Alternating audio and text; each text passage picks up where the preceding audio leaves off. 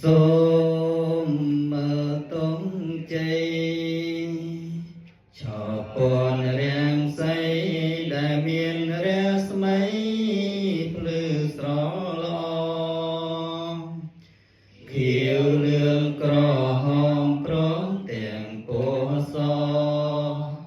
ហំស្បាតនឹងពណ៌ដ៏ភ្លឺភ្លេងប្រតែងតូចធំបានស្មឹងស្មាគមជំនុំគ្នាច្រើនអង្គណែកព្រមយករាំងស្មីព្រះពុនគួត្រេកប្រសាពុនពេក្រៃកន្លង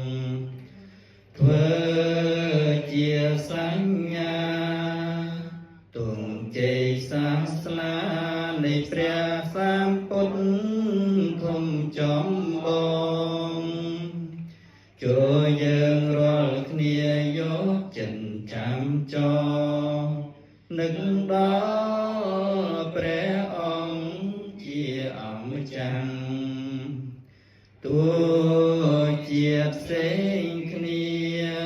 ក៏ត្រូវដឹងថាសុទ្ធសឹងតែជាពុទ្ធសង្ឃត្រូវមានសាមគ្គីទាំងក្មេងទាំងចាំងប្រឹងប្រែងឲ្យនឹងក្រុមគ្នាសូមសាសនាពុទ្ធកុំកាងខ្ពស់ផុតរុងរឿងវិសុទ្ធថ្លៃថ្លាហើយមានជ័យជោគផ្សាយពេញលោកាដោយជនជ្រះថ្លាច្រើនសែនលានមានចិត្តស្នេហា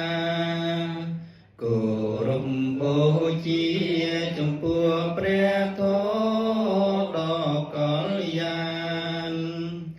ទាំងមនុស្សទេពតាស្នេហាក្រុមប្រាណប្រាថ្នាចង់បានសេចក្តីសុខយើ